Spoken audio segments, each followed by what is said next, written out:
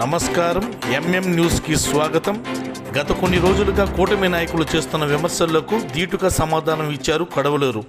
నేడు కళాక్షేత్రం వద్ద జరిగిన విలేకరుల సమావేశంలో కొడవలూరు మాట్లాడుతూ కొత్త సంప్రదాయాలకు తెరతీయొద్దని, ఎవరు ఎలాంటి వారో తెలుసుకోవాలని, గౌరవప్రదమైన రాజకీయాలు చేయాలని కొడవలూరు కూటమి నాయకులకు హితవు పలికారు. ఈ సమావేశంలోనే వాకాడు జడ్పీటీసీ రౌతు రామకృష్ణ మాట్లాడుతూ తన వ్యక్తిత్వాన్ని హననం చేస్తున్న ప్రచారాన్ని ఆయన ఖండించారు.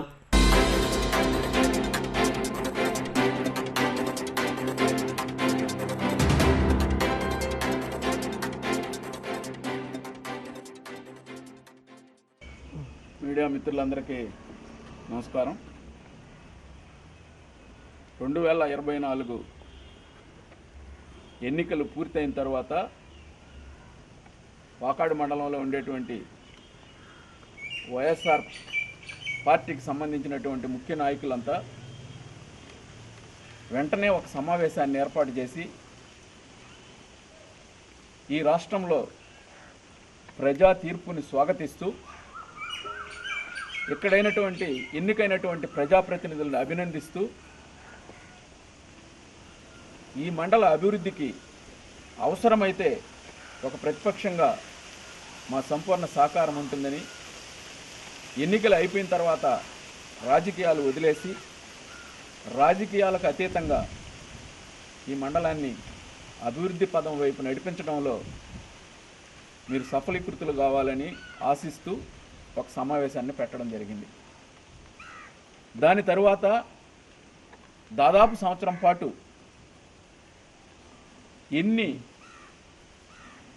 ఇబ్బందులు వాకాడు మండలంలో ఉండేటువంటి వైఎస్ఆర్ పార్టీ కార్యకర్తలకు కానివ్వండి, నాయకులకు కానివ్వండి జరిగినా కూడా అధికారుల ద్వారా, న్యాయస్థానాల ద్వారా ఎదుర్కొన్నామే తప్ప మీడియా ముందుకు వచ్చి ఏ రోజు ఈ పార్టీ, తెలుగుదేశం పార్టీని గురించో, కూటమిని గురించో, ఇక్కడ ఉన్నటువంటి నాయకత్వాన్ని గురించో విమర్శించినటువంటి పరిస్థితులు లేవు. మొట్టమొదటిగా సంవత్సరం తరువాత ఇటీవల నా సాక్షిగా జరిగినటువంటి ఒక సన్నివేశం, ఒక సంఘటన, వాలమేడులో ఎన్ఆర్ఈజేఎస్ కూలీలకు జరిగినటువంటి ఒక వివక్ష మీద ఎన్ఆర్ఈజేఎస్కు వాకాడు మండల స్థాయిలో అధికారిగా వ్యవహరించేటువంటి ఎంపీడీఓ సమక్షంలో స్థానిక ఎన్ఆర్ఈజేఎస్ ఏపీఓ ఇద్దరు సమక్షంలో అక్కడ జరుగుతున్నటువంటి ఇబ్బందులను నేను కానీ ఒక ప్రజాప్రతినిధిగా ఆ గ్రామస్తుడైనటువంటి రామకృష్ణ ఆమెను ప్రశ్నించడం జరిగింది. ఆమె మీద ఎటువంటి పరుషమైనటువంటి పదాలు వాడుంటే అవి రుజువు చేయమని చెప్పి, ఒకవేళ మాట్లాడుంటే నేను బహిరంగ క్షమాపణకు కూడా సిద్ధం, ఒక మహిళ మీద మాట్లాడితే. అటువంటి సంఘటన జరగకుండా అక్కడ ఉన్నటువంటి 5 మంది, ఒక ప్రజాప్రతినిధితో సహా 2 మహిళల మీద తప్పుడు కేసు బనాయించడం, అందులో నాన్ బెయిలబుల్ కేసులు బనాయించడం రాజకీయ ప్రేరేపితంగా జరిగినాయని చెప్పి మీడియా ముందుకు రావడం జరిగింది. ఆ సమాధానంలో అనేకమైనటువంటి సంస్కారం లేని, అసభ్యకరమైనటువంటి పదాలు అనేకం వాడినా వాటికి సమాధానం చెప్పడం ఇష్టం లేక మీడియా ముందుకు రాలేకపోవడం జరిగింది. నేను ఒకటే అడుగుతున్నా మీ అందరి సాక్షిగా, నేను ఇదే ఇంటిలో విలేకరుల సమావేశంలో ఏ ఒక్క వ్యక్తి పేరునైనా ప్రస్తావించినటువంటి పాపాన్ని నేను పోలేదు. ఏ ఒక్క వ్యక్తిని గురించి నేను మాట్లాడలేదు, విమర్శలు చేయలేదు, వ్యక్తిగతంగా మాట్లాడలేదు. నా ఉపన్యాసం మొత్తం ఆ కేసుకు సంబంధించి నడిచింది. ఓకే, వాళ్ళ విజ్ఞతగా వదిలేస్తున్నాను ఏం మాట్లాడింది అనేది. దాంట్లో తెలుగుదేశం పార్టీకి సంబంధించిన మండల అధ్యక్షుడు ఆయన సమాధానం ఇచ్చాడు. నేను అడిగా, ఆయన సమక్షంలో కేసు విచారణ జరగడం ఎంతవరకు ధర్మము అని అడిగా. ఆయన ఒకటి చెప్పాడు, నేను వేరే పని మీద ఎంపీడీఓ దగ్గరకు వచ్చుంటే ఆ సమయంలో ఎస్ఐ గారు అక్కడికి వచ్చాడని చెప్పి ఆయన సమాధానం ఇచ్చాడు. ఓకే, బాగానే ఉంది, రైట్. నేను విమర్శ చేయడం కాదు, మీరు గుండెల మీద చేసుకొని చెప్పాలి. అయిపోయిన తర్వాత కంప్యూటర్ ఆపరేటర్ని విచారిస్తే ఎంపీడీఓ సమక్షంలో విచారించాలే కానీ పోలీస్ స్టేషన్కి తీసుకుపోవాల్సిన అవసరం లేదు, అతను నిందితుడు కాదు. అయినా అక్కడికి తీసుకుపోయారు. అక్కడ మీరిద్దరు లేరా అని గుండెల మీద చేసుకొని చెప్పమని అడుగుతాను. పోలీస్ స్టేషన్కి పోయిన తర్వాత జరిగినటువంటి విచారణలో కూడా మీరిద్దరూ పోలీస్ స్టేషన్లో ఉన్నారా లేదా మీరు గుండెల మీద చేసుకొని చెప్పండి. అది దానికి సంబంధించి మీరు అడిగినటువంటి మాటలకు, నా వ్యక్తిగతంగా నా మీద చేసినటువంటి దాడికి అది మీ విజ్ఞతకు వదిలేస్తున్నాను. నేను దాని గురించి మాట్లాడటంలే. ఆ సందర్భంలో నేను ఏ ఒక్క మీద వ్యక్తిగత విమర్శలు కానీ ఏం మాట్లాడలేదు. అది అయిపోయింది. రెండవది, మా పార్టీ ఆదేశానుసారం ప్రతి మండలంలో జరుగుతున్నటువంటి కార్యక్రమంలో భాగంగా బాబు షూరిటీ మోసం గ్యారంటీ అనేటువంటి కార్యక్రమం, రీకాలింగ్ బాబు మేనిఫెస్టో అనేటువంటి కార్యక్రమంలో భాగంగా వాకాడు మండలంలో సమావేశం ఏర్పాటు చేయడం జరిగింది. ఆ సమావేశానికి మా పార్టీ సమన్వయకర్త ఎమ్మెల్సీ మేరిగి మురళి గారు ముఖ్య అతిథిగా రావడం జరిగింది. ఈయన కంప్లీట్ ఉపన్యాసంలో, మిమ్మల్ని గమనించమని మీడియాని అడుగుతున్నా, మీ దగ్గర ఇప్పుడు కూడా వీడియోలు ఉండొచ్చు, నా ఉపన్యాసం పార్టీ విధానాలు సిద్ధాంతాల మీద, పార్టీ ఎన్నికల ముందు ఇచ్చినటువంటి ఎన్నికల ప్రణాళికను ఏ విధంగా తొంగలో తొక్కిందనే దాని మీద, రాష్ట్ర వ్యాప్తంగా జనరలైజ్ చేసి జరుగుతున్నటువంటి అవినీతి అక్రమాల మీద, ఈ రాష్ట్రంలో జరుగుతున్నటువంటి తప్పుడు కేసుల మీద నా ఉపన్యాసం కొనసాగింది. నేనెక్కడ నా కంప్లీట్ ఉపన్యాసంలో శాసనసభ్యుడు అనేటువంటి పదాన్ని ఉచ్చరించినటువంటి పాపాను కూడా పోలేదు. నేను శాసనసభ్యుడికి వివరణ కాదు, ఇది జరిగినటువంటిది చెప్తా ఉన్నాను. ఇది ఎందుకు చెప్తున్నానో కూడా మీకు తర్వాత చెప్పదలుచుకున్నాను. ఈ మొత్తం నాకు అర్థమయ్యేది, వాకాడు మండలంలో ఉండేటువంటి ప్రతి తెలుగుదేశం పార్టీ నాయకుడితో నాకు వ్యక్తిగత సంబంధాలు ఉన్నాయి. వాళ్ళ ఇళ్లలో ఏదైనా కార్యక్రమాలు జరిగితే నేను పోతాను, నా ఇంట్లో కార్యక్రమాలు జరిగితే వాళ్ళు వస్తారు. మాకెక్కడ పొలం గట్లు కాడ తగాదా లేదు, ఆస్తులు పంపకంలో తగాదా లేదు. కేవలం రాజకీయ విభేదం. వాళ్ళు వాళ్ళకి ఇష్టం వచ్చిన పార్టీలో ఉన్నారు, నేను నాకు ఇష్టం వచ్చినటువంటి పార్టీలో ఉంటాను. ఎన్నికలప్పుడు తీవ్రంగా పనిచేస్తాం. ఎన్నికలప్పుడు ఆయన పార్టీ వైపు ఆయన మాట్లాడతాడు, నేను మాట్లాడతాను. కొంత వేడి వాతావరణం ఉంటుంది. అంతేకాని ఎన్నికలు అయిపోయిన మరుసటి రోజు నుంచి అందరం కలిసిమెలిసి పనిచేస్తాం. కానీ ఈనాడు అందరినీ అంటం లేదు, 195 మంది ప్రతిపక్షాన్ని గురించి కూడా నేను మాట్లాడటం లేదు. కొంతమంది వ్యక్తులు స్వార్థ ప్రయోజనం కోసం ఈ పరిణామాలన్నింటినీ వాళ్ళకు అనుకూలంగా మలుచుకునేదానికి నాకు ఎవరి మీద వ్యక్తిగతంగా కక్ష, కార్పణ్యం, ద్వేషం ఏ ఒక్క నాయకుడి మీద లేదు. ఏదైనా కొద్దిపాటి రాజకీయ విభేదాలు ఉంటే ఉండొచ్చు. దీన్ని నేను పరిశీలించింది, గమనించింది. ఈ యొక్క నా మీద ఉండేటువంటి వ్యక్తిగత కక్ష, కార్పణ్యం వాళ్ళంతా బయటేసుకొని దీన్ని నాకు శాసనసభ్యుడికి ఒక అంతరం పెంచి శాసనసభ్యుడి దగ్గర నన్ను టార్గెట్ చేసుకునేదానికి చేస్తున్నటువంటి ప్రయత్నం వాళ్ళ స్వార్థ ప్రయోజనం కోసం, అది శాసనసభ్యుడికి నేను మీడియా ద్వారా సవినయంగా మనవి చేస్తున్నా, ఆలోచించమని చెప్పి మనవి చేస్తున్నా. ఒక శాసనసభ్యుడు అంటే ఈ ప్రజాస్వామిక వ్యవస్థలో ఒక గొప్ప స్థాయి, ఎవరికీ రానటువంటి స్థాయి. గూడూరు నియోజకవర్గానికి 75 సంవత్సరాల స్వతంత్ర అనంతరం కేవలం 9 మందికి మాత్రమే అవకాశం లభించింది. ఈ రొటేషన్లో, ఈ క్రమంలో ఈ నియోజకవర్గంలో దాదాపు 1 కోటి మంది ప్రయాణం చేస్తుంటారు 75 సంవత్సరాల్లో. ఇంతమందిలో 9 మందికి అవకాశం వస్తే అందులో 6 మంది దళితులకు అవకాశం వచ్చింది. 6 మంది దళితుల్లో 5 మంది స్థానికేతరులు, ఈ నియోజకవర్గంలో పుట్టినటువంటి వాళ్ళు కాదు.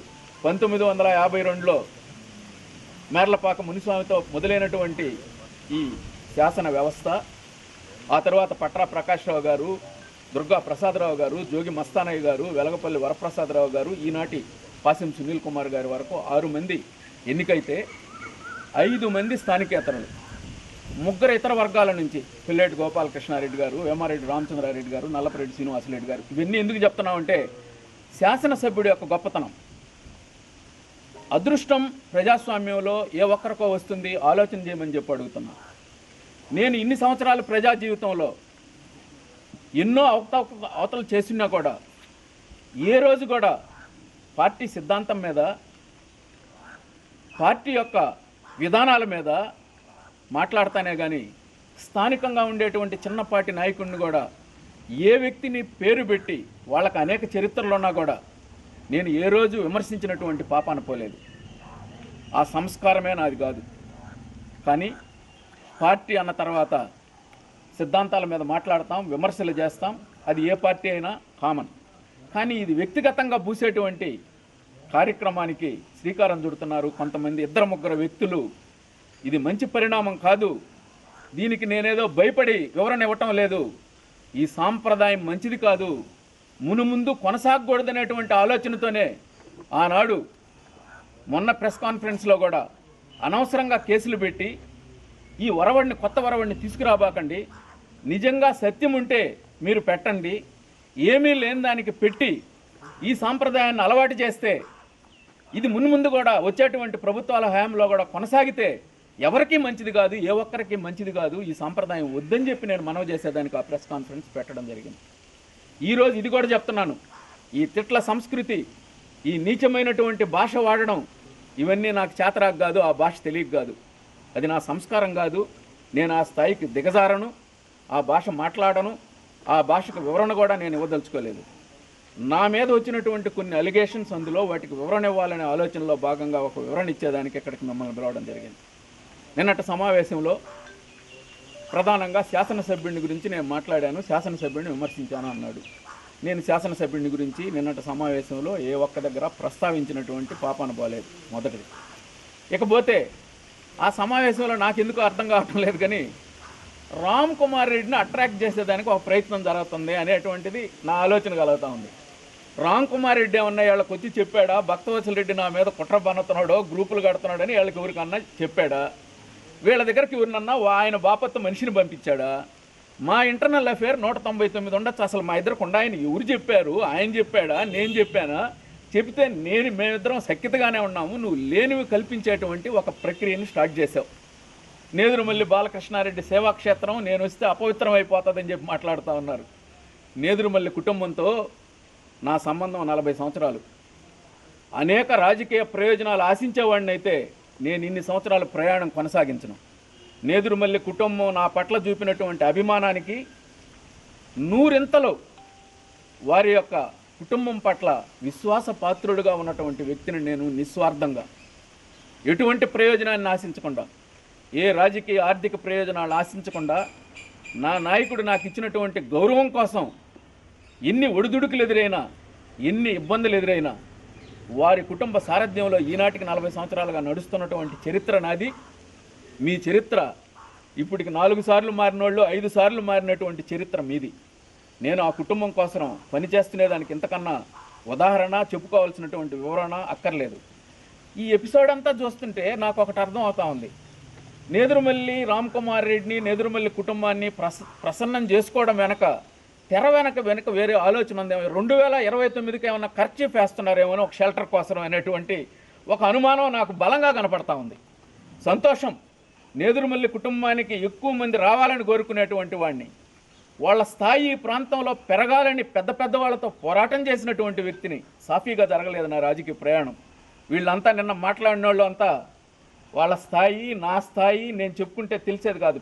పెద్ద గొప్ప కుటుంబాలతో, రాజకీయ కుటుంబాలతో పోరాటం చేసి వాళ్ళతో తగాదా తెచ్చుకున్నాను. కేవలం ఈ ప్రాంతంలో నేదురుమల్లి జనార్దన్ రెడ్డి గౌరవం పెరగాల, ఆయన ప్రాపకం పెరగాల, ఆయన గొప్ప నాయకుడిగా, ఆయన ఎదిగేదానికి ఉడతా భక్తిగా, ఒక కార్యకర్తగా, ఆయన అభిమానిగా పనిచేయాలనేటువంటి ఒకే ఒక లక్ష్యంతో గత అనేక సంవత్సరాలుగా ఈ మండలంలో పనిచేస్తున్నాను. కానీ ఏ విధమైనటువంటి ఆర్థిక వ్యక్తిగత ప్రయోజనాన్ని ఆశించి నేను చేసినటువంటి పరిస్థితి లేదు. ఇది కూడా నేను చెప్తా ఉన్నాను.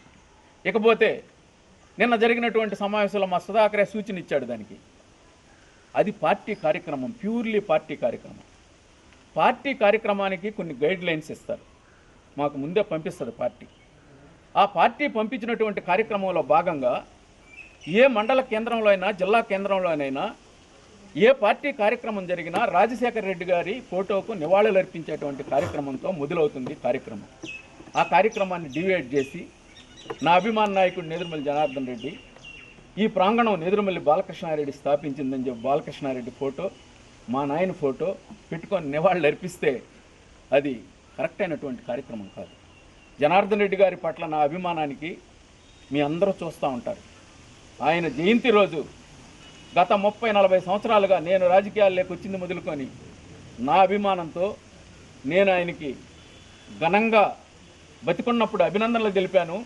చనిపోయిన తర్వాత ఈనాటికి కూడా నివాళులు అర్పిస్తూనే ఉంటాను. జయంతికి, వర్ధంతికి. ఏ మీటింగ్లో కూడా చాలామంది ప్రస్తావిస్తూ ఉంటారు, నేదురుమల్లి జనార్దన్ రెడ్డి పేరు లేనటువంటి ఉపన్యాసం దాదాపు ఏ ఉపన్యాసం నా ఉపన్యాసం ఉండదు. అది నా నాయకుడి పట్ల నాకున్నటువంటి భక్తికి, అభిమానానికి ఒకరు నాకు సలహా ఇవ్వాల్సినటువంటి అవసరం లేదు. దాన్ని కూడా అక్కడికి ప్రస్తావించినటువంటి పరిస్థితులు జరిగాయి. ఇవి చాలా దురదృష్టకరం. ఇకపోతే నేను దళిత ద్రోహిని. నా జీవితం అంతా, నా ప్రయాణం మొత్తం దళితులతోనే జరిగింది. కారణం, గ్రామాన ఎక్కువ శాతం దళితులు ఉండేటువంటి ఈ ప్రాంతంలో నా రాజకీయ ప్రయాణం ఇన్ని సంవత్సరాలు అనేక ఒడిదుడుకులను ఎదుర్కొని కొనసాగింది. అనేక పెద్ద రాజకీయ కుటుంబాలతో పోరాటం నేను చేసిన నా వెనక అడుగులో అడుగేసింది మొత్తం 99% మంది దళితులు. అనేక మంది దళితుల యువకులకు నేను ఉడతా భక్తిగా నా వంతు అనేక మంది యువకులు చదువుకున్నటువంటి వాళ్ళకి నేను అనేక మందికి ఉపాధి కల్పించేదానికి నా వంతు ప్రయత్నం నేను చేశాను. కానీ ఏ దళిత కుటుంబానికి కానీ, ఏ దళిత యువకుడికి కానీ పొట్టన కొట్టినటువంటి చరిత్ర నాకు లేదని చెప్పి మీ ద్వారా నేను తెలియజేస్తున్నాను. ఇంకొకటి, నన్ను ఈ వాకాడు మండలంలో కక్షిలు కార్పణ్యాలకు ఆడ్యుడి కింద చిత్రీకరించే ఒక ప్రయత్నం జరుగుతూ ఉంది. మీ అందరినీ అడుగుతా ఉన్నా, బహిరంగంగా నా గ్రామానికి రమ్మని అడుగుతా ఉన్నా. నా రాజకీయ ప్రవేశం నాటికి 87-88లో నేను రాజకీయ ప్రవేశం చేస్తే నా గ్రామంలో ఉన్నటువంటి పరిస్థితి, నా గ్రామంలో అనేక సంవత్సరాలుగా ఒక ఫ్యాక్షన్ వాతావరణం ఉండేటువంటి గ్రామం, 2 కుటుంబ ఆధిపత్యాల కోసం అనేక గొడవలు అనేకం జరుగుంటాయి. అందులో భాగంగా నేను ప్రవేశించే నాటికి అంతకుముందు జరిగినటువంటి పంచాయతీ ఎన్నికలలో పరిస్థితి గ్రామంలో ఏంటంటే, మా సామాజిక వర్గంలో 2 గ్రూపులుగా విడిపోయినటువంటి పరిస్థితి. కాంగ్రెస్, తెలుగుదేశం. కాంగ్రెస్ వైపు నిలిపినటువంటి నా సామాజిక వర్గం చెందినటువంటి కుటుంబాలు, అవతల తెలుగుదేశంకి సంబంధించినటువంటి కుటుంబాలలో జరిగేటువంటి చావు బతుకులకు కూడా పోయేటువంటి పరిస్థితి లేనటువంటి స్థితిలో నేను రాజకీయాల్లోకి ఎంటర్ అయ్యాను. నేను పోయేనాటికి, నేను రాజకీయాల్లోకి ఎంటర్ అయ్యే నాటికి నా గ్రామంలో పరిస్థితి అది. అటువంటి పరిస్థితుల్లో ప్రవేశించినటువంటి నేను మా పెద్దలకు బ్రతిమిలాడి భంగపడి, నా వయసు 20 సంవత్సరాలు, ఈ విధమైనటువంటి వాతావరణం మంచిది కాదని చెప్పి మా పెద్దలనంతా ఒప్పించి గ్రామాన్నంతా యోకోన్ముఖం చేసినటువంటి చరిత్ర నాది. కావాలంటే మీరు విచారణ జరుపుకోవచ్చు.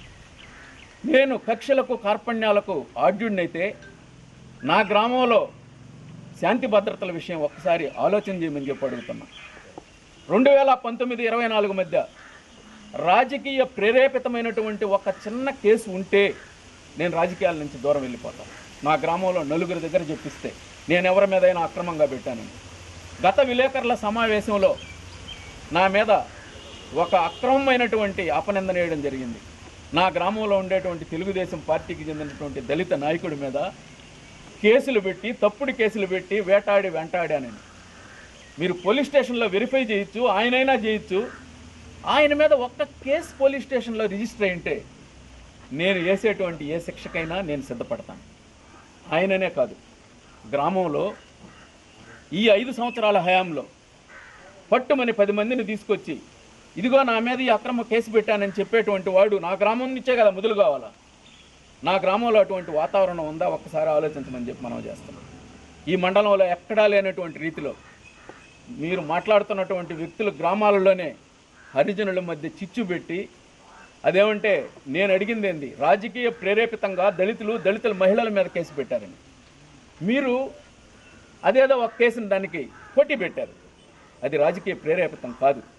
గ్రామంలో అనవసరంగా చిచ్చుపెట్టి వాళ్ళు కొట్టుకొని అనేక మంది మహిళలు మా పార్టీ పక్షం వాళ్ళే దెబ్బలు తినింది. వాళ్ళు కేసులు పెట్టుకున్నటువంటి దాన్ని నా మీదకి తీసుకుపోయేటువంటి కుట్ర ఒకటి జరుగుతూ ఉంది. నేను అంతిమంగా అడుగుతూ ఉన్నాను, ఈ విధమైనటువంటి వాతావరణం ఇటువంటి ఇంకొకటి, నేను భూ ఆక్రమణదారుణ్ణి అనేటువంటి ఒక కొత్తది, అంటే మీకు తెలియదు కదా, 50 సంవత్సరాలుగా నేను 3 ఎకరాల ప్రభుత్వ భూమిని, అది 40 ఎకరాల నుంచి తగ్గిపోయింది, ఇప్పుడు 3 ఎకరాలకు వచ్చింది. మిమ్మల్ని అందరినీ తీసుకుపోయి మీరు ఎప్పుడు ఫ్రీగా ఉంటారంటే అక్కడ ఉన్నటువంటి వాతావరణం నేను చూపిస్తా, జరిగినటువంటి చరిత్ర. 1992లో నేదురుమల్లి జనార్దన్ రెడ్డి గారు ముఖ్యమంత్రిగా ఉన్నప్పుడు గంగనపాళెం నుంచి బూడిదలవాగు అనేటువంటి గ్రామానికి ఒక రోడ్డు సౌకర్యం ఏర్పాటు చేయాలని ఒక ప్రపోజల్ నేనే పెట్టడం జరిగింది. అక్కడ ఉన్నటువంటి బాటలో పోతే రైతాంగానికి, ఇతర గ్రామస్తులకు ఉపయోగపడదనేటువంటి ఆలోచనలో భాగంగా అక్కడికి వచ్చినటువంటి అధికారులకు గంగనపాళెం చుట్టుపక్కల గ్రామస్తులంతా వాళ్ళని మా పొలం మీదుగా ఒక బాట పోతే బాగుంటుందని చెప్పి అందరూ కోరిన మీదట ఆనాటి సబ్ కలెక్టర్, నాకంత ఆత్మీయంగా ఉండేటువంటి సతీష్ చంద్ర గారు సబ్ కలెక్టర్గా ఉన్నారు గూడూరులో, ఆయన అధికారులు చెప్పిన పిమ్మట నన్ను పిలిచి మీ భూమిలో 2 ఎకరాల 80 సెంట్లు నా పక్క పట్టా భూమిలో ఆ రోడ్డు పోతేనే ఆ రోడ్డు అందరికీ ఉపయోగపడే రీతిలో వ్యవహరిస్తుందని చెప్పి అధికారులు చెప్పిన పిమ్మట, సర్వే చేసిన పిమ్మట, సార్ 10 సెంట్లో 20 సెంట్లో నా భూమి పోతే నేను సమాధానం చెప్తాను, అది కూడా నా ఒక్కడి భూమి కాదు, ఉమ్మడి భూమి, మా పెద్ద తండ్రి మాకు ఈక్వల్గా ఉన్నటువంటి భూమి, ఆ భూమిలో నేను ఒక్కడిని ఇవ్వడం అనేది కుదరదు కాదంటే ఆయన నన్ను కన్విన్స్ చేసి, అది పంచాయతీ రోడ్డు కాబట్టి నేను కాంపన్సేషన్ అడిగాను. నేను కాంపన్సేషన్ ఇవ్వడం, ఆర్ఎన్బి రోడ్డుకి అయితే కాంపన్సేషన్ ఇస్తారు, పంచాయతీ రాజ్ రోడ్డుకు కాంపన్సేషన్ ఇవ్వరని చెప్పిన మీదట ఆయన నన్ను ఆల్టర్నేటివ్ ల్యాండ్ ఏడన్న ప్రభుత్వ భూమి ఉంటే దీనికి సరిపడా భూమిని, వేరే భూమిని మీకు ఇస్తాం, మీరు దీన్ని వదలమని చెప్తే నా 50 ఎకరాలు నాది, మా ఉమ్మడి కుటుంబ ఆధ్వర్యంలో ఉన్నటువంటి భూమిని నేను మా పెద్ద తండ్రిని ఒప్పించి ఆల్టర్నేటివ్గా మా భూమిలో ఉండేటువంటి ఒక పొరంబోకు భూమి 2 ఎకరాల 50 సెంట్లు ఉంటే ఈ 2 ఎకరాల 80 సెంట్లకి దాన్ని సబ్ కలెక్టర్ గారు ఆనాడు ప్రపోజల్ పెట్టడం జరిగింది. అది ఇప్పటికీ ప్రభుత్వ పరిశీలనలో ఉంది, నాకు మారలేదు. కానీ నా భూమిని ప్రభుత్వానికి అప్పగించి ఈనాడు రోడ్డు పోయేటువంటి భూమి దాదాపు 3 ఎకరాలు నా పట్టా భూమిలో ఉంది. అటువంటి దానికి ఆల్టర్నేటివ్గా పెట్టినటువంటి దాంట్లో 2021లో గంగనపాళెం ఉప సర్పంచ్ కిరణ్ కుమార్ రెడ్డి నా దగ్గరకు వచ్చి పేదల ఇళ్ల స్థలాలు లెవెల్ చేసేదానికి మట్టి దొరకలేదంటే నా పొలంలో మట్టిస్తే దాంట్లో దాదాపు 30 సెంట్లు దాన్ని ఎన్క్రోచ్ అయితే కొండనెదవు ఎలుకను పట్టినట్టు పెద్ద ఒక భూతద్దంలో దాన్ని చూపించి పెద్ద 4-5 సార్లు సర్వే చేయించి ఈరోజు 30 సెంట్లు తేల్చారు. నా భూమిని ఎన్క్రోచ్మెంట్గా ఉన్నటువంటి భూమి, నా 2 ఎకరాల 80 సెంట్లకు ఆల్టర్నేటివ్గా ఇచ్చినటువంటి భూమిలో నేను సాగు చేసింది 30 సెంట్లు. రెవెన్యూ శాఖ తేల్చింది. ఈరోజు ఎన్ఆర్ఈజేఎస్ కింద దాన్ని గుంటగా కూడా ఏర్పాటు చేయడం జరిగింది. దీన్ని చూడాలంటే నా పట్టాలో పోతుందా లేదా మీరు ఎంఆర్ఓని వివరణ కోరచ్చు, మీరు నేరుగా వస్తే నేను దాన్ని చూపించేదానికి కూడా సిద్ధంగా ఉన్నాను. ఇకపోతే నేను అవినీతి పరుణ్ణి లోకం అంతా అనుకుంటుంది. నేను ఎంత అవినీతి చేసి కోటాను కోట్లు సంపాదించేసి బెంజ్ కారులో తిరుగుతున్నాను. నేను మాట్లాడినటువంటి వాళ్ళ అంత స్థాయి అయినటువంటి కుటుంబం నాది కాకపోవచ్చు, వాళ్ళ పెద్ద స్థాయి కలిగినటువంటి కుటుంబాలు కావచ్చు. నేను పుట్టుకతో నా ఉమ్మడి కుటుంబానికి 200 ఎకరాలు కలిగినటువంటి ఒక భూస్వామి కుటుంబంలో గోల్డెన్ స్పూన్తో పుట్టినటువంటి వాడిని నేను. ఒక గౌరవనీయమైనటువంటి కుటుంబంలో పుట్టినటువంటి వాడిని నేను. కానీ గోల్డెన్ స్పూన్తో పుట్టినా కూడా ఒక నిరుపేద పడినటువంటి కష్టాల కన్నా ఎక్కువ పడినటువంటి వాడిని నేను. కానీ నా ఆత్మాభిమానాన్ని ఎక్కడా తాకట్టు పెట్టలేదని చెప్పి మీ ద్వారా సవినయంగా నేను మనవి చేస్తూ ఉన్నా. నీకు దమ్ము ధైర్యం ఉంటే ఇన్ని సంవత్సరాలు నా సుదీర్ఘమైనటువంటి ప్రయాణంలో ఈ స్పెసిఫిక్ కేసులో ఒక అవినీతి కార్యక్రమం నువ్వు చేసావని చెప్పాలి. ఈరోజు ఒక ఉద్యోగం ఇప్పిస్తానని ఒకటి దగ్గర డబ్బులు తీసుకున్నట్టు, ఒక ట్రాన్స్ఫర్ చేస్తే ఒకటి దగ్గర డబ్బులు తీసుకున్నట్టు, ఒక కాంట్రాక్ట్ ఇప్పించి ఒకటి దగ్గర పర్సంటేజ్ తీసుకున్నట్టు, లేకుంటే ఈరోజు సాక్షాత్తు నాతో అత్యంత సన్నిహితంగా మెలిగినటువంటి అనేక మంది వ్యక్తులు ఈరోజు తెలుగుదేశం పార్టీలో ఈరోజు ఈ ప్రెస్ కాన్ఫరెన్స్లో కూడా కూర్చున్నటువంటి వాళ్ళు గత ప్రెస్ కాన్ఫరెన్స్లో ఈ కాన్ఫరెన్స్లో కూడా కూర్చున్నారు. సాక్షాత్ పేరు వెలికి చెప్తున్నాను, నేను ఏ రోజు పేరు ఉచ్చరించేటువంటి అలవాటు లేదు. పాపారెడ్డి మనోజ్ కుమార్ రెడ్డి నాకు మిత్రుడిగా ఉన్నాడు అనేక సంవత్సరాలు. ఆయన సిపి హ్యాచరీస్ అనే దాంట్లో కాంట్రాక్టులు చేస్తూ ఉన్నాడు. ఆ రోజు వాకాడు మండలంలో నేను రాజకీయం చేస్తూ ఉన్నాను. ఆయన అన్ని సంవత్సరాల ప్రయాణంలో ఈరోజు మీ పార్టీలో ఉన్నాడు. ఆయన్ని నేరుగా మీ ద్వారా అడుగుతా ఉన్నా, వాళ్ళని అడగమని చెప్పి. ఏ రోజైనా ఒక ఎన్నికలకని కానీ, ఒక పార్టీ కార్యక్రమం కని కానీ ఆయన్ని ఏ రోజైనా ఒక 10 రూపాయలు నేను ఎడం చేత్తో అడిగినటువంటి దాఖలా ఆయన చెప్తే చాలు. ఈరోజు మీ పార్టీలోనే ఉన్నాడు. అంటే నేను చెప్తా ఉన్నా, నేను ఎవరూరు తిరగబోయి నేను ధైర్యంగా చెప్తా ఉన్నా, ఈ చెట్టు సాక్షిగా, మహాత్మా గాంధీ సాక్షిగా, నా ఎడమ చెయ్యి జాసి మీరు చెప్పేటువంటి నాయకులనైనా, మేము అభిమానించే నాయకుల దగ్గరైనా, ఏ ఒక్కడి దగ్గరైనా ఒక్క పైసా నేను చెయ్యి జాసింటే ఎవరైనా రుజువు చేయాలా, ఒక స్పెసిఫిక్గా చెప్పాలా. ఇంకొకటి, నేను కల్లూరు భాస్కర్ రెడ్డి ఇసుకను తీసుకుపోయి తూపిల్లో డంప్ చేసి టిప్పర్లో ఎత్తామని మీరందరూ పవిత్రంగా భావించే ఏ దేవుడి దగ్గరికైనా, వెరీ పవర్ఫుల్ గాడ్ అంటారు ఈ ప్రమాణానికి. ఎక్కడ మన అది కాణిపాకం మీ సమక్షంలో వస్తాను. 2019, 24 కాదు, నేను 40 సంవత్సరాల నుంచి అనేక సార్లు రాజకీయం చూసినటువంటి వాడిని. 89, 94లో మేము అధికారంలో ఉన్నాం. ఆనాడు జనార్దన్ రెడ్డి గారు ముఖ్యమంత్రి. 2004, 14 మధ్య కాంగ్రెస్ ఉంది, 19, 24 మధ్య. ఏ ఒక్కరోజైనా టిప్పర్ సంగతి దేవుడు ఎరుగు, ఒక ట్రాక్టర్ని ఇసుక నేను అమ్మి ₹1 ఈ చేతికొండా తీసుకొని ఉంటే నేను రెడీ. మీరు రెడీయా? ఇప్పుడు మాట్లాడుతుండే వాళ్ళు మేము ఇసుక అమ్మటం లేదని వాళ్ళు చెప్పాలా. నేను ఇన్ని సంవత్సరాల సుదీర్ఘ కాలంలో ఒక్క టిప్పర్ వదిలేసిండి, టిప్పర్ కూడా మాట్లాడటం అలా. టిప్పర్ చరిత్రలో వాకాడు మండలంలో ఉండేటువంటి ఏ కాంగ్రెస్ వైసీపీ నాయకుడు తోలినటువంటి పాపాను బోలా నాకు తెలిసి. వాళ్ళ తరపున నేను హామీ ఇస్తా. వ్యక్తిగతంగా నా మీద ఇచ్చినటువంటి అలిగేషన్కి నేను సమాధానం చెప్తున్నా. మీరు రావచ్చు, అక్కడ తేల్చుకుంటాం నేను చేస్తుంటే ఏ కార్యక్రమం మీదైనా. ఇకపోతే వీటన్నిటినీ పక్కన పెడితే భాష, ఈరోజు మాట్లాడుతూ ఉన్నారు భాష. నేను ఇన్ని సంవత్సరాలలో ఏ ఒక్క వ్యక్తినైనా వ్యక్తిగతంగా ఒక చిన్న మాట బ్యాలెన్స్ తెప్పి కూడా, నాకంటే వయసులో చిన్న ఉన్నటువంటి వ్యక్తిని కూడా ఒరే అన్నటువంటి పరిస్థితి, నాకు అంత సన్నిహితమైనటువంటి వాళ్ళని కూడా అనను. నా సంస్కారం అది. మీరు మాట్లాడుతూ ఉన్నారు భాష, ఏ విధమైన భాష మాట్లాడుతున్నారు? నాకు నీతి లేదా? నాకు నియమం లేదు? నాకు సిగ్గు లేదు? నేను కేడీని, నేను దొంగను, నేను భూ ఆక్రమణదారును, నేను దొంగ ముటేషన్లు చేసి ఊళ్ళో వాళ్ళ భూములు అమ్మేసేటువంటి వాడిని, నేను లేని భూమిని ఉన్నటువంటిదిగా చూపించి రికార్డులకు ఎక్కించుకునేటువంటి వాడిని. ఈ చరిత్ర అంతా నాదైతే మీడియా సమక్షంగా ఒకటే మనవి చేస్తున్నా. ఈ 3 మండలాల్లో ఉండేటువంటి తెలుగుదేశం నాయకులను వాళ్ళు పార్టీ అంటే వచ్చి కూర్చోవచ్చు. మీరు ఒక సీక్రెట్ బ్యాలెట్ పెట్టండి మాట్లాడే వాళ్ళకి నాకు. ఈ సీక్రెట్ బ్యాలెట్లో ఎవడు దొంగ, ఎవడు దొర, ఎవడు దోపిడీదారుడు, ఎవడు భూ కబ్జాదారుడు, ఎవరు దౌర్జన్యకారులు తేలిస్తే 100కి 90 ఓట్లు నాకు పడతాయి.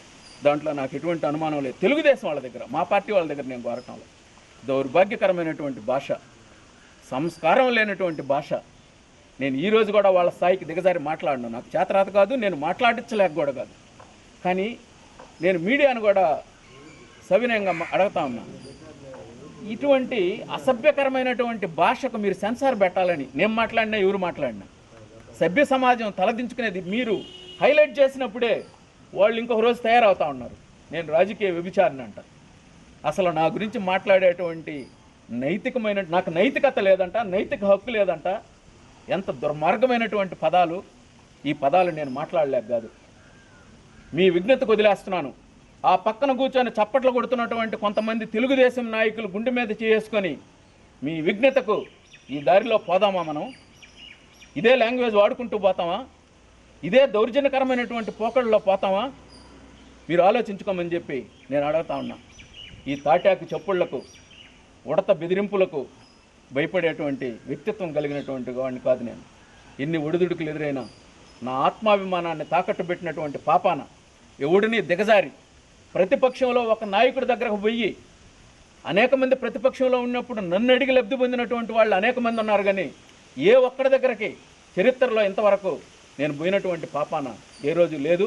అంత దిగజారను. నేను సీజనల్ పాలిటీషియన్ కాదు. అధికారంలో ఉండేటప్పుడు ఇక్కడ వచ్చి భుజాలు ఎగరేసేది, అధికారం లేనప్పుడు ఫోన్లు ఆపుకొని వెళ్ళిపోయేటువంటి సీజనల్ పాలిటీషియన్ నేను కాదు. ఇంత సుదీర్ఘకాలం నేను ప్రజలతోనే మమేకమయ్యా. అనేక అపజయాలు, అనేక అవహేళనలు, అనేక అవమానాలు, ఇంకా భక్తవచ్చిరెడ్డి పని అయిపోయింది అనుకున్నటువంటి సంఘటనలు అనేక ఉన్నాయి. 94లో అయిపోయినాడు, ఈనాడికి వెళ్తాడన్నారు. 2014లో ఈయన అడ్రస్ వెళ్ళిపోయిందన్నారు.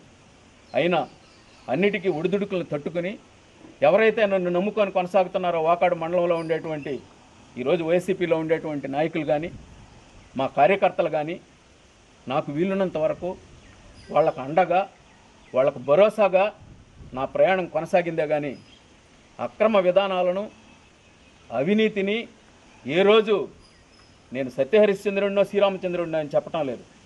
నాకు తెలిసి వీలైనంత వరకు ఒకడికి ఒక ఉపయోగం చేశానే కానీ ఒకడు కడుపును కొట్టలేదు. చిన్న చిన్న ఉద్యోగస్తులు వాళ్ళని పిరికేసేది, ఎక్కడికో సుదూర ప్రాంతానికి ట్రాన్స్ఫర్ చేసేది ఆ చరిత్ర కలిగినటువంటి వాడిని కాదు నేను. అందరికీ తెలిసి మండలంలో 195 మంది తెలుగుదేశం పార్టీ నాయకులు కూడా ఒప్పుకుంటారు దానికి. కానీ వాళ్ళు ఏం చేయలేక వచ్చి లైన్లో కూర్చొని చప్పట్లు కొట్టచ్చు. అందుకే వాళ్ళ విజ్ఞతకు వదిలేస్తున్నాను. ఈ సాంప్రదాయం ప్రకారం ఒక వ్యక్తి తన స్వార్థ ప్రయోజనం ఎవరి దగ్గర మెహర్బానీ పొంది నా మీద ఉన్నటువంటి అక్కసు, కక్ష, కార్పణ్యాన్ని ఈరోజు అధికారాన్ని అడ్డం పెట్టి తీర్చుకోవాలని చేసే ప్రయత్నంలో భాగం ఇది నడుస్తూ ఉంది. నేను ఎవరెంత రెచ్చగొట్టినా, ఎవరెంత అసభ్యకరమైనటువంటి పదజాలం వాడినా నేను అంత స్థాయికి దిగజారను. ఇకపోతే రామకృష్ణకు నేను వెన్నుపోటు పొడిచానంట. రౌతు రామకృష్ణకు రాజకీయంగా ఆయన నీకు తెలియటం లేదు, పక్కనే ఉండి వెన్నుపోటు పొడిచేశాను. ఏంది నేను ఆయనకు వెన్నుపోటు పొడిచేది? ఆయన ఎక్కడో వ్యాపారం చేసుకున్నటువంటి వ్యక్తిని తీసుకొచ్చి ఒక జడ్పీటీసీ సభ్యుడు చేయడంలో నా పాత్ర కూడా ఉంది. వాళ్ళ తల్లిని యునానిమస్ సర్పంచ్ చేయడంలో నా పాత్ర ఉంది. ఎందుకు చేశాను? రామకృష్ణ నాకు ఎవరు ఇక్కడ మనుషులు లేక కాదు. ఒక దళిత యువకుడు, ఒక విద్యాధికుడు, ఏదో కొంత శక్తి కలిగినటువంటి వాడు ఒక వాకాడు మండలం నుంచి ఒక ఎక్స్పోజ్ చేస్తే భవిష్యత్తులో ఈ ప్రాంతం నుంచి ముందుకు పోయేదానికి ఒక యువకుడు ఉపయోగపడతాడనే ఆలోచనలో భాగంగా నేను తీసుకొస్తే నేను అతన్ని ముందుకు తీసుకుపోవడం, మా పక్కన కూర్చొని పెట్టుకొని మేము రాజకీయంగా ప్రయాణం సాగిస్తూ ఉంటే అది వెన్నుపోట. అంటే రామకృష్ణకి నాకు కూడా గొడవ పెట్టాలి. రామకృష్ణకి నాకు గొడవ, రామ్ కుమార్ రెడ్డికి నాకు, బాబురెడ్డికి నాకు, ఇవన్నీ చూస్తుంటే నీ వ్యక్తిత్వం తెలుస్తూ ఉంది. నీకున్నటువంటి ఒక నేరమయమైనటువంటి మనస్తత్వం, ఒక లిటికేషన్ మెంటాలిటీ, తగాదాలు పెట్టేటువంటి మనస్తత్వాన్ని వెల్లడి చేసుకుంటున్నావు. రామకృష్ణ ఏమన్నా నీకు వచ్చి చెప్పాడా భక్తవచ్చిరెడ్డి నాకు వెన్నుపోటు పొడుస్తున్నాడని? రామ్ కుమార్ రెడ్డి ఏమన్నా నీకు ఎవరి దగ్గర మనిషి దగ్గర చెప్పి పంపించాడా నాకు ఆయన వ్యతిరేకిస్తున్నాడని? అంటే ఇవన్నీ నేను చెప్పాను కదా, 29కి ఖర్చీఫ్ 100% 29లో చూస్తాం మనం. ఈ ఖర్చీఫ్ వేసే ప్రయత్నం ఇది. కాబట్టి నేను మీడియా ద్వారా సవినయంగా మనవి చేస్తున్నా, వాళ్ళు మాట్లాడినటువంటి ప్రతి మాటకు, సరైనటువంటి మాటకు సమాధానం చెప్పాలనే ఆలోచనలో భాగంగా నా మీద వేసినటువంటి అలిగేషన్స్కి నేను వాళ్ళ స్థాయికి నేను దిగజారేటువంటి వ్యక్తిత్వం నాది కాదు. నా వంతు నేను ముందుకు పోయేవాడిని. మీరు బెదిరించే వీటికి నేనేదో భయపడిపోయి మీ ట్రాప్లో పడి మీ స్థాయికి దిగజారడమా లేకుంటే పరారయ్యేటువంటి మనస్తత్వం నాకు లేదు. ఈ ప్రయాణం కొనసాగుతూనే ఉంటుంది, ఇందులో ఎటువంటి అనుమానం లేదు. ఏదన్నా మిస్ అయిన ఉంటే ఏదన్నా అడిగితే నా మీద వేసిన ఎలిగేషన్స్ రిప్లై ఇస్తా. వాటికి కూడా దాదాపు మాట్లాడినటువంటి ప్రతి మాటకు నేను సమాధానం చెప్పనండి. ఇప్పుడు అధికారం మీ దగ్గర ఉంది, నేను భూ ఆక్రమణదారుణ్ణి, నా దగ్గర ఉండే భూములన్నీ బయట ఇచ్చు చెప్తా ఉన్నారు. ఒక 30 ఎకరాలు నా దగ్గర ఉంది అని ఇప్పటికీ చెప్తా ఉన్నారు. ఎంత నీచానికి దిగజారిపోయారంటే గత 5 సంవత్సరాల పరిపాలనా కాలంలో ఎన్ఆర్ఈజే కూలీలు రాయించుకొని ఆ డబ్బులు కూడా నేను తీసుకున్నానని బయట మాట్లాడేటువంటి, అంటే జనాలను నమ్మించేదానికి మీ దగ్గర ప్రభుత్వం ఉంది. నేను అనేక ఇప్పుడు ఈరోజు మహామహుల్నే అరెస్ట్ చేసేస్తున్నారు. ఇప్పుడు చెప్తా ఉన్నారు మేము అనుకుంటే మిమ్మల్ని ప్రెస్ కాన్ఫరెన్స్ ముందు నిలబడే పరిస్థితి కూడా ఉండదు, అందులో బొక్కలే ఇచ్చేస్తామని. ఇచ్చి అక్రమాలు చేస్తుంటే, అవినీతి కార్యక్రమాలు చేస్తుంటే మీ చేతిలో ప్రభుత్వం ఉంది, వెలికి తీయచ్చు. ఫలానా దగ్గర ఇదిగో ఇన్ని కోట్లు తిన్నాడు, ఇన్ని లక్షలు తిన్నాడు అని అడగచ్చు, తప్పు లేదు, వెలికి తీయవచ్చు. అంతేగాని ఊరికే ఎవరో చెప్పినట్టు బట్టగాల్చి మొహాన్ బారేసి అవి తుడుచుకోమని చెప్పినట్టుంది. కాబట్టి నేను చెప్తా ఉన్నాను, ఏదైనా ఒక కన్స్ట్రక్టివ్ అలిగేషన్ మీరు చెప్పండి. నేనేమన్నా మీ గురించి వ్యక్తిగతంగా మాట్లాడానా? మీరేమన్నా దోపిడీ చేశారు, అవినీతి చేశారు, చేసినా కూడా నేను మాట్లాడటం లేదే. నేను ఏది మాట్లాడినైనా పార్టీ సిద్ధాంతం విధానం మీద, జనరలైజ్గా రాష్ట్రంలో జరుగుతున్నటువంటి పరిస్థితుల మీద ఒక పార్టీ కార్యకర్తగా మాట్లాడాను. దానికి నా మీద వ్యక్తిగతంగా వయసు, గౌరవం, సంస్కారం లేకుండా అత్యంత పరుషమైనటువంటి భాష మాట్లాడినటువంటి విఘ్నతకి నేను అసలు మాట్లాడినటువంటి వాళ్ళకి సమాధానం నేను చెప్పను, అంత స్థాయికి నేను దిగజారను. కానీ పక్కన కూర్చొని చప్పట్లు కొడుతున్నటువంటి వాళ్ళు మటుకు తప్పకుండా మరొకసారి మీ ద్వారా విజ్ఞప్తి చేస్తున్నా, గుండెల మీద చేసుకొని మనం ఏ ప్రదేశంలో, నేను ఈ ప్రదేశంలో కూర్చుంటే ఇది పరమ అపవిత్రం అయిపోద్దంట, వాళ్ళు వస్తే పవిత్రం అవ్వద్దేమో, అది కూడా వచ్చి పవిత్రం చేయొచ్చు, తప్పులేదు. కానీ ఆ తెలుగుదేశం నాయకులకు మటుకు నేను సూటిగా అడుగుతున్నా, ఈ సంప్రదాయంలోనే పోదామా భవిష్యత్తులో కూడా? ఇదే విధమైనటువంటి తప్పుడు కేసులు పెట్టుకొని ఒక వ్యక్తి స్వార్థ ప్రయోజనాల కోసం మీరందరూ కూడా ఆ బాటలోనే పయనిస్తారా? ఈ విధంగా ఒక వ్యక్తిత్వ హననం చేసేదానికి మీ ఇష్టం వచ్చినటువంటి భాషను వాడిస్తారా?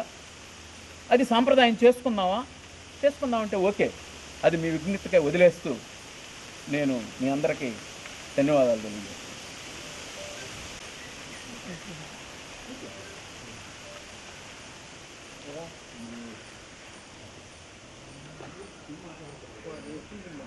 మొన్న మీ అందరికీ తెలుసు,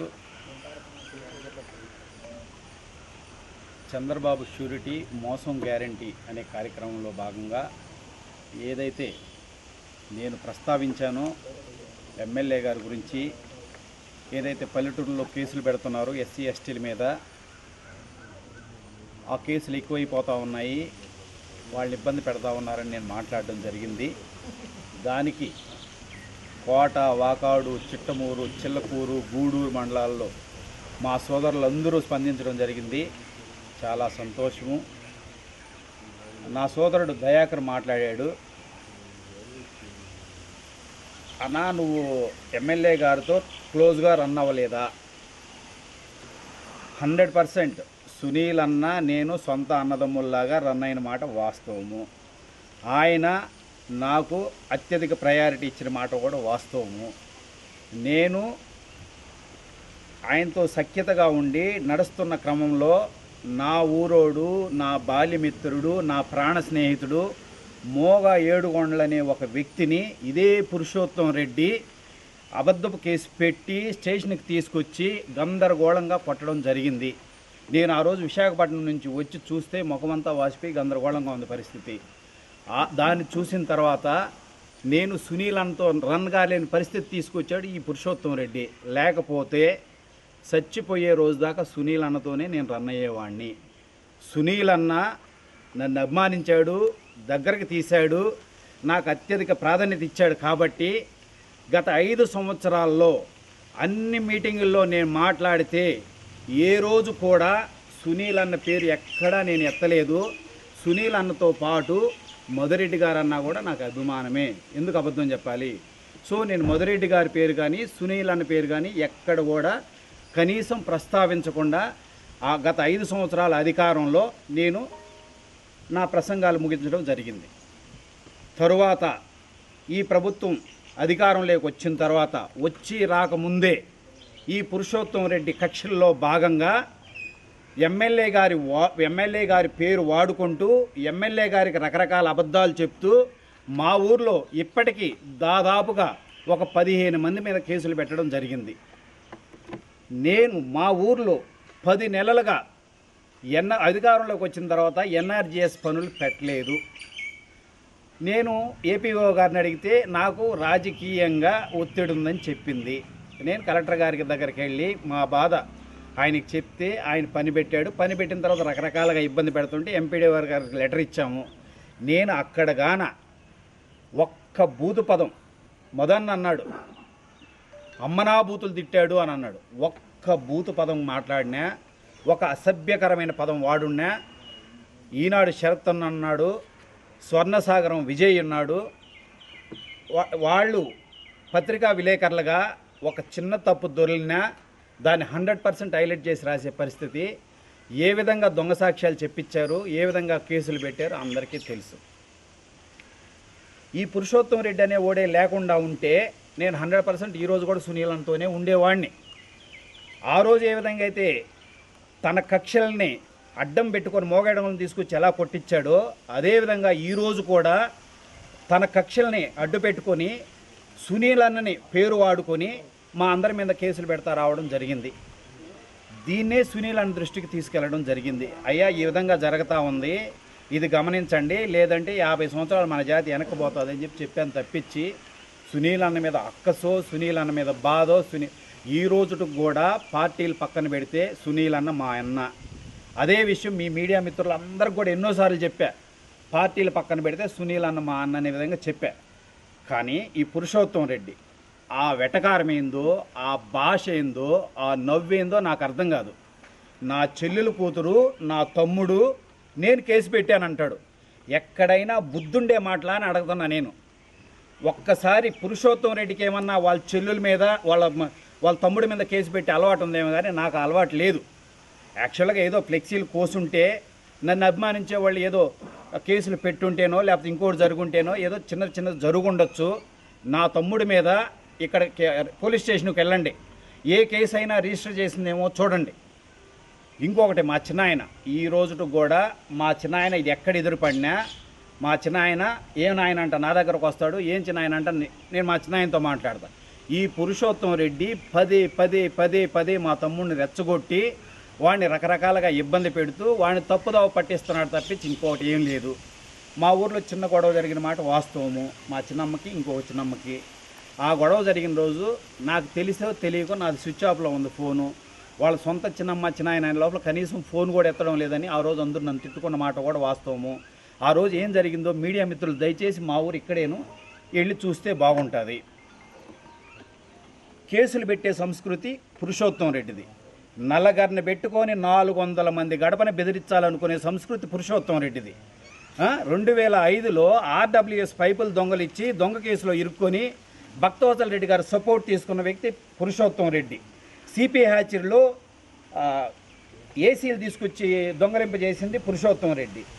పామంజిలో నాయుడుపేట నుంచి స్వర్ణముఖి నది దాకా పొర్లుకట్టలు వేస్తే ఆ పొర్లుకట్టలో భాగంగా ఎక్కడో పొర్లుకట్ట నుంచి 500 మీటర్ల దూరంలో ఉండే నదీ గర్భంలో ఉండే భూమి నా భూమి అని చెప్పేసి దానికి దొంగ సర్టిఫికేట్లు తయారు చేసి దానికి కాంపన్సేషన్ తీసుకున్న వ్యక్తి పురుషోత్తం రెడ్డి.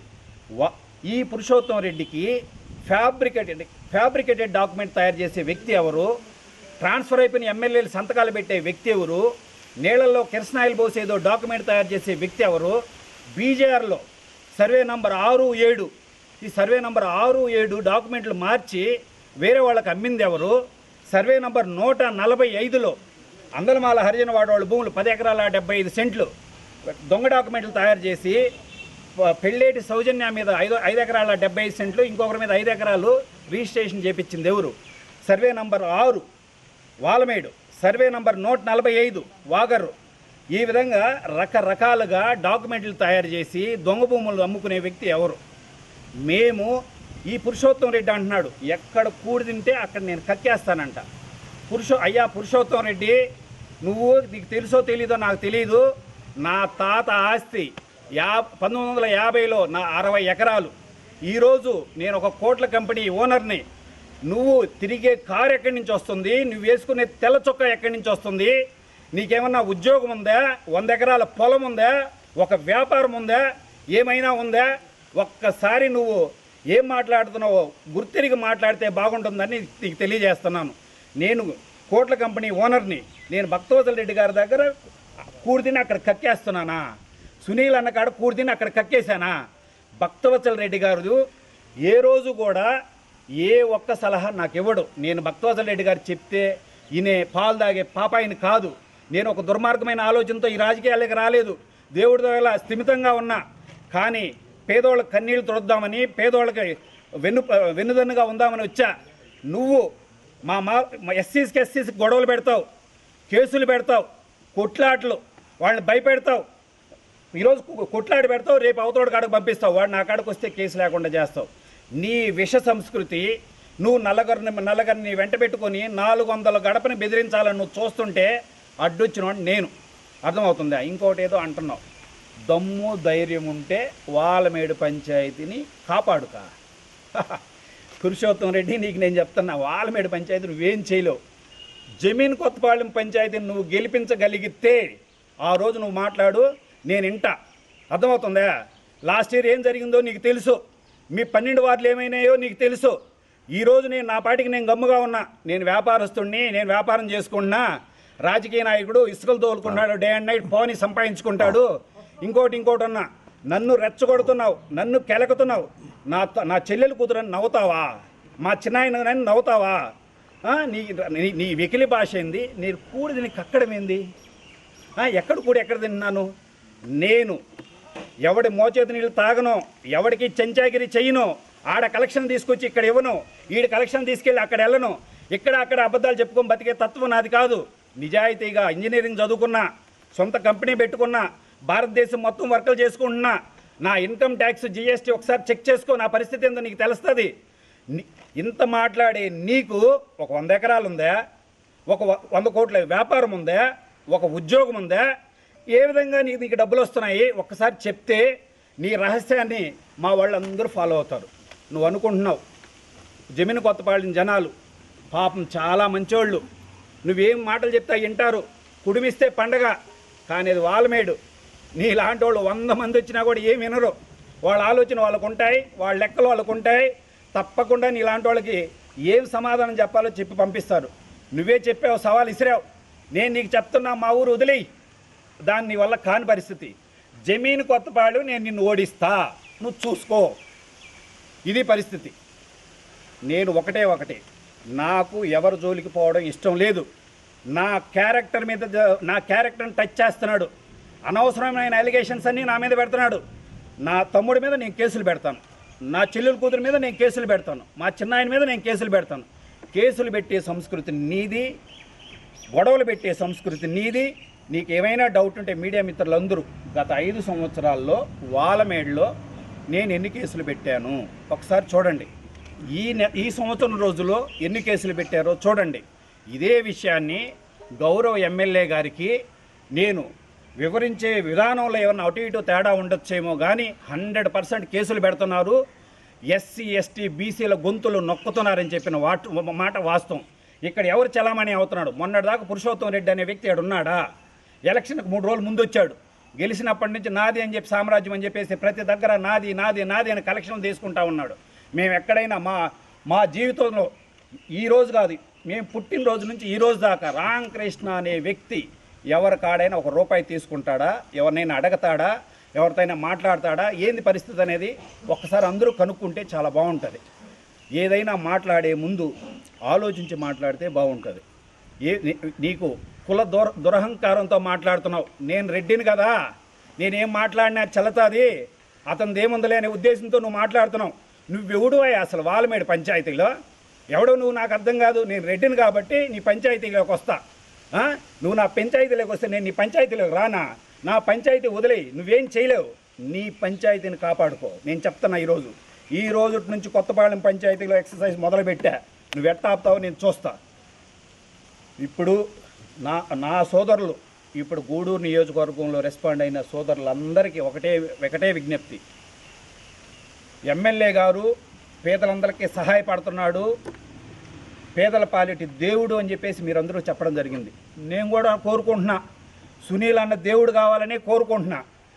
ఆయన ఎవరైతే పల్లెటూరులో కొంతమంది నాయకులు, ఉన్నత వర్గాల నాయకులు కక్షల్లో భాగంగా పేదోళ్ళని బలి చేస్తున్నారో దాన్ని కొంచెం గుర్తు చేసుకొని వాళ్ళని ఆపగలిగితే నిజంగా మీరు దేవుడు అవుతారన్నా. చూడండి, మనోళ్ళు నలిగిపోతూ ఉన్నారు. అసలు కారణాలు మీ దగ్గరకు చేరడం కూడా లేదు. దయచేసి వాస్తవాలను గుర్తిరిగి ప్రతి విషయంలో మీరు కూడా కొంత ఇన్వాల్వ్ అయితే పేదోళ్ళకి న్యాయం జరుగుతుందని ఈ పత్రికాముఖంగా మిమ్మల్ని కూడా రిక్వెస్ట్ చేసుకుంటా ఉన్నానన్నా. ఇంకేమైనా డౌట్స్ ఉంటే చెప్పండి అయ్యా. వాలమేడు గిరిజనుల భూమిని 7.5 ఎకరా ఆక్రమించుకున్నారు రోతు రామకృష్ణ అని ప్రస్తావన. 7.5 ఎకరా కాదయ్యా, 6 ఎకరాల 23 సెంట్లు. దాని మీద 6 ఎకరాల 23 సెంట్లలో నిన్న ఒకరిద్దరు కూడా ఫోన్ చేస్తే చెప్పాను, మాకు మా ఊర్లో ఇళ్ల స్థలాలు లేవు. బీజేఆర్తో నేను ఫైట్ చేసిన విషయం మీకు తెలుసు. ఫైనల్గా ఒక పాములేడుగొండలు అనే ఒక వ్యక్తి ఒక సలహా ఇచ్చాడు. మావా 6 ఎకరాల 23 సెంట్లు వాళ్ళ భూమి మధ్యలో ఉంది, అది గాన అది ఆల్రెడీ బీజేఆర్ రికార్డ్స్లోకి ఎక్కేసి ఉంది. అదేమీ ఖాళీగా లేదు, బీజేఆర్ రికార్డులోకి ఎక్కేసి ఉంది. వాళ్ళు తీసుకునే పరిస్థితి లేదు. ఆ భూమి గాన నువ్వు కొంటే ఆ భూమికి ఇక్కడ రీప్లేస్మెంట్ అంటే అప్పుడు ఇళ్ల స్థలాలు వస్తాయి అని చెప్పడం జరిగింది. చెప్తే అప్పుడు నేను ఒక యాక్చువల్గా కూడా రూల్ పొజిషన్ కూడా చూశాను. ఒక గ్రూప్ ఆఫ్ పీపుల్కి గాన ఇది ఉపయోగపడుతుందంటే ఆ విధంగా ట్రాన్స్ఫర్ చేయొచ్చు అని చెప్పేసి ఒక ఎక్స్పర్ట్ చెప్పడం జరిగింది. చెప్పిన తర్వాత 6 ఎకరాల 23 సెంట్లకి నేను డబ్బులు కట్టి వాళ్ళ కాడ తీసుకోవడం జరిగింది. తీసుకున్న తర్వాత అయ్యా 6 ఎకరాల 23 సెంట్లకు 6 ఎకరాల 23 సెంట్లు ఇచ్చేయండి, మా వాళ్ళకి నేను ఫ్రీగా ఇళ్ల స్థలాలకి ఇచ్చేస్తాను అని చెప్పా. కొంతమంది పెద్దవాళ్ళు కూడా చెప్పారు, నీకు ఎందుకు అంత కర్మ, 15-20 లక్షలు ఖర్చు పెట్టి ఫ్రీగా ఇవ్వాల్సిన పని ఏంది, అదేదో రేపు గవర్నమెంట్ వచ్చిన రోజు గవర్నమెంట్కి రిక్వెజేషన్ పెట్టుకొని చేసుకోండి అంటే మొన్న గవర్నమెంట్ వచ్చినప్పుడు ఏం చేసాము, చేయలేని పరిస్థితి కదా, ఇట్టే రన్ అవుతుంది, ఈ రీప్లేస్మెంట్తో అయిపోద్ది అంటే దాన్ని మా తమ్ముడు తీసుకున్నమాట వాస్తవము. దానికి రీప్లేస్మెంట్ శివయ్య కాడకు పోయి అడిగాను, అన్న ఈ 6 ఎకరాలు తీసుకో, నాకు మీ మధ్యలో ఉంది, నాకు 4 ఎకరాలు ఫ్రీగా ఇచ్చి ఇళ్ల స్థలాలకి, అది మా వాళ్ళకి ఇచ్చేస్తాను ఫ్రీగా, అది కూడా మీరు ఇచ్చిన తర్వాత మీ బీజేఆర్ పేరు పెడతా, ఆ రఘురామో ఏమి పేరు ఉందండి, బీజేఆర్ పేరు పెడతా, బోర్డు పెడతా, అక్కడ మీ వాళ్ళ విగ్రహం పెడతా, నా భూమికి ఈ నేను వాళ్ళ దగ్గర తీసుకున్న భూమి ఆల్రెడీ మీ రికార్డ్స్లోకి ఎక్కుంది, పట్టా భూమి కింద ఎక్కేసి ఉంది, అది వాళ్ళ పేరు మీద కూడా లేదు, ఎక్కేసి ఉంది అంటే ఆయన అన్నాడు నాతోటి, మేము మా రికార్డులోని తీసేస్తాం, మళ్ళీ నువ్వు ఎక్కించుకొని మళ్ళీ మాకు ఎక్కిస్తే అప్పుడు ఇస్తానని చెప్పి మళ్ళీ అడ్డం కొట్టడం జరిగింది. ఆ విధంగా పేదలకి ఇళ్ల స్థలాలు ఇచ్చే భాగంగా ఫ్రీగా ఇళ్ల స్థలాలు ఇచ్చే భాగంలో ఆ మధ్యలో ఉండే భూమి కొంటే ఏడు మీకు రీప్లేస్మెంట్ ఇస్తారు అని చెప్పంటే ఆ రోజు తీసుకోవడం జరిగింది. దాంట్లో నేను ఇప్పటిదాకా గోరు పెట్టింది కూడా లేదు, వాళ్ళు ఇవ్వనన్నారు, ఇంక నేనేం చేయలేని పరిస్థితి. ఇదే పురుషోత్తం రెడ్డి నేను బీజేఆర్ ఆఫీసుకు పోతే ఆ భూమి వాళ్ళు ఇచ్చేస్తే అది ఎక్కడో నాకు మంచి పేరు వస్తుందని నాకు ముందు అక్కడికి ఫోన్ కొడతాడు, రామకృష్ణకు కానీ భూమి ఇస్తే నాకు కూడా భూమి ఇవ్వాలా, అదే శివయ్య సాక్ష్యం, అదే బీజేఆర్ వాళ్ళే సాక్ష్యం, అదిగో పురుషోత్తం రెడ్డి అంటయ్యా నీకు ఈయడానికి మాకేం సిద్ధమే, మీకు ఇస్తే ఆయన కూడా నాకు 4 ఎకరాలు ఇయ్యి అంటున్నాడు, నేను 4.5 ఎకరా నేను కొన్న భూమి నీకు ఫ్రీగా ఇస్తున్నాను కదయ్యా అంటే ఆయన ఏమి అట్టేం లేదంట, నువ్వు ఇస్తే నాకు ఇవ్వాలంటున్నాడు అనే పరిస్థితిలో మాట్లాడడం జరిగింది. ఇది అది దాని పరిస్థితి. ఈ విషయాన్ని దయచేసి మీరు వెళ్ళండి, పాములేడు వాళ్ళని అడగచ్చు, ఊర్లో ఉన్న ఎవరినైనా అడగచ్చు, అది చదును చేయించాము ఆ భూమి, దానికి దీన్ని రీప్లేస్మెంట్ అడిగాము, లాస్ట్ మూమెంట్లో కాదన్నారు, గమ్ముగా ఉన్నాము. టీడీపీ నాయకులు ఏమైనా ఆక్రమించుకున్నారా భూమిని మీ ఏరియాలో? ఇప్పుడు యాక్చువల్గా పురుషోత్తం రెడ్డి చెప్పాను కదా, 145 సర్వే నంబర్ 145 వాగరు, 10 ఎకరాల 75 సెంట్లు ఫ్యాబ్రికేటెడ్ రికార్డు తయారు చేసి అందరమాల హరిజనవాడకు సంబంధించిన భూమిని అతను ఫ్యాబ్రికేటెడ్ డాక్యుమెంట్ తయారు చేసి పెళ్ళేటి సౌజన్య, మీకు ఎవరైనా తెలుసుంటే ఆమె ఎవరో నాకు చెప్పండి, ఆమె పేరు మీద 5 ఎకరాల 75 సెంట్లు, ఇంకొక అబ్బాయి పేరు మీద 5 ఎకరాలు 10 ఎకరాల 75 సెంట్లు. Next Valamedu survey number 6 survey number 7 దాదాపు 10 ఎకరాలు, 6 ఎకరాల చిల్లర ఒకటి, 2 ఎకరాల చిల్లర ఒకటి, ఈ 10 ఎకరాలు, ఈ 10 ఎకరాలు తీసుకెళ్ళి పుచ్చరపల్లి ఇద్దరు రెడ్లకి అమ్మాడు ఇతనే పురుషోత్తం రెడ్డి, అమ్మి వాటి భాగాలు పంచుకున్నారు. ఎక్కడ భూమి దొరికితే అక్కడ. మీరు ఇంకోటి కూడా చేయాలా, పాత ఎంఆర్ఓ సైన్లు ఎవరు చేస్తున్నారు, స్టాంపులు ఎవరు వేస్తున్నారు, ఫ్యాబ్రికేటెడ్ డాక్యుమెంట్ ఎవరు తయారు చేస్తున్నారు. నేను చెప్తున్నాను, survey number 6 and 7 last MRO ఒప్పుకున్నాడు, అవును ఇది తప్పే, ఈ డాక్యుమెంట్ ఎలా తయారొచ్చింది, రిజిస్టర్ ఆఫీస్లో ఉండేది వేరు, పాత రికార్డులో ఉండేది వేరు, ఈ మధ్యలో ఫ్యాబ్రికేటెడ్ డాక్యుమెంట్ ఎలా వచ్చిందని చెప్పి వచ్చిన పరిస్థితి మీరే చూడండి. Valmedu survey number 6 and 7, Vagaru survey number 145 10 ఎకరాల 75 సెంట్లు, ఇది ఒక 10 ఎకరాలు, 21 ఎకరా పేద మాల యానాద ఎరుకులకు చెందాల్సిన భూమిని అప్పనంగా మింగేసింది ఎవరు? ఎక్కడ? ఏ నదీ గర్భంలో ఉండే భూమికి కాంపన్సేషన్ ఎక్కడి నుంచి వస్తుంది? నువ్వు చేసే పని ఏదైనా ఒక సక్రమైన పని చూపించగలవా? ఒక్కటి మేం చేసే తప్పు ఏదైనా ఒక్కటైతే చూపించగలవా? ఏదో వెటకారంగా మాట్లాడితేనో నవతా మాట్లాడితేనో ఆయన ఏదో పెద్ద నాయకుడు అయినట్టు. భక్తవత్సల రెడ్డి గారు ఒక పెద్ద మనిషి, ఒక స్థాయి ఉన్న వ్యక్తి. భక్తవత్సల రెడ్డి గారు నా బాస్ అంటాడు. నా బాస్ కాదు, ఆయన నా గురువు, నా రాజకీయ గురువు. నీలాంటి రౌడీలకి గోండాలకి బాస్ అనే పదాలు ఉపయోగపడతాయి. ఆయన నా రాజకీయ గురువు. నన్ను చేతులు పట్టుకుని ఈఆర్ దాకా నడిపించాడు. ఓసీకి వస్తే ఎస్సీకి ఇచ్చి యునానిమస్ చేయించాడు. జెడ్పీటీసీ సార్ నాకొద్దు అని చెప్తే నా మాటి నువ్వు పేరుకే వెయ్యి అని చెప్పి ఏపిచ్చి నన్ను జెడ్పీటీసీని చేశాడు. నాకు వెన్నుపోటు పొడుస్తాడు.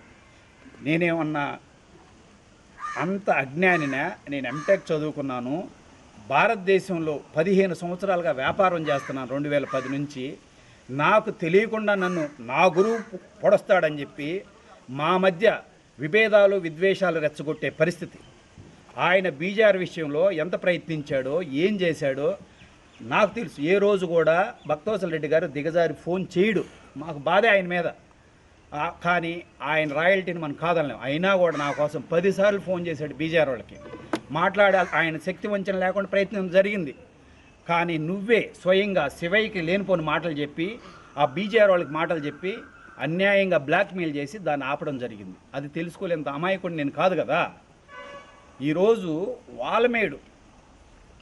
వాలమేడులో ఏదన్నా కేసులు పెడితేనో ఏదన్నా తప్పు జరిగితేనో ఇంకొకటి జరిగితేనో నువ్వు ప్రతిసారి ప్రెస్ మీట్లో మా తమ్ముడిని చూపించవచ్చు. వీళ్ళు ఒకసారి రికార్డ్ చెక్ చేయొచ్చు కదా, మా తమ్ముడి మీద కేసు ఏముందో, మా చెల్లెల కూతురు మీద కేసు ఏముందో. ఈయనొక్కడే విలువలు కలిగిన వ్యక్తి. రామకృష్ణ చెల్లెల కూతురు మీద కేసులు పెట్టుకుంటాడు, తమ్ముడి మీద కేసులు పెట్టుకుంటాడు. ఆ వెటకారపు నవ్వులు, ఆ ఎకిలి నవ్వులు, ఆ ఎకిలి భాష జుగుప్సాకరంగా ఉంది. మాట్లాడుతూ ఉంటే రాజకీయం పాలిష్డ్గా చేద్దామని ఆ వ్యక్తి నాకు కనిపించినా కూడా నేను మాట్లాడతా. ఏం పురుషోత్తం రెడ్డి బాగున్నావంట. ఒక పాలిష్డ్ రాజకీయం చేయాలి, అందరితో మంచిగా ఉండాలి. ఈరోజు నాకు ఎవరితోనూ ద్వేషం లేదు. నేను ఎవరు కనిపించినా మాట్లాడతా. తెలుగుదేశం వాళ్ళు కనిపించినా ఎవరు కనిపించినా నేను మాట్లాడతా. ఇది నా సంస్కారమే తప్పించి దాన్ని డబల్ గేమ్ అంటాడు. గేమ్లే తెలియనోడికి డబల్ గేమ్ ఉందా నాకు అర్థం కాదు. లాస్ట్ టైం అంటాడు డబల్ గేమ్. మీ అందరికీ తెలుసు నా వ్యక్తిత్వం ఎలాంటిదో. అనవసరంగా పురుషోత్తం రెడ్డి నా క్యారెక్టర్ని టచ్ చేయగాక నువ్వు చాలా ఘోరంగా దెబ్బతింటావు నేను ఈ సందర్భంగా తెలియజేస్తా ఉన్నాను.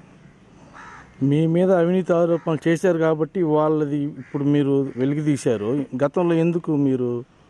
నేను చెప్తున్నాను కదయ్యా, నాకు ఇప్పుడు ఒకటి పురుషోత్తం రెడ్డి రాజకీయం చేసుకుంటున్నాడు. ఆ రాజకీయం మీదే డబ్బులు సంపాదించుకుంటున్నాడు, రాజకీయం మీదే బతుకుతున్నాడు. కాబట్టి నేను ఏ రోజు కూడా పురుషోత్తం రెడ్డి కావచ్చు, మధురెడ్డి కావచ్చు, ఇంకొకరు కావచ్చు, నేను ఎవరి పేర్లు కూడా ఎత్తిన పాపాన్ని పోలేదు. మీరు ఒకసారి నా రికార్డు తిరిగేయండి. నిన్న అది పనిగా అంత ఎకిలిగా అంత కేర్లెస్గా కుల దురహంకారంతో నేను ఒక రెడ్డిని రామకృష్ణ మీద ఏమైనా మాట్లాడగలను, ఏం చేస్తాడని కొవ్వు కనిపించింది నాకు ఆ మాటల్లో. ఆ బాధతో ఈ రికార్డు తీసుకొని రావడం జరిగింది. అర్థమవుతుందా? నీకు పద్ధతిగా నువ్వు వెళితే ఏ రోజు నీ జోలికి వచ్చే పరిస్థితి కాదు. నువ్వు అనవసరంగా నన్ను టచ్ చేస్తే మాత్రం ఎట్టి పరిస్థితుల్లో వదిలేది లేదు.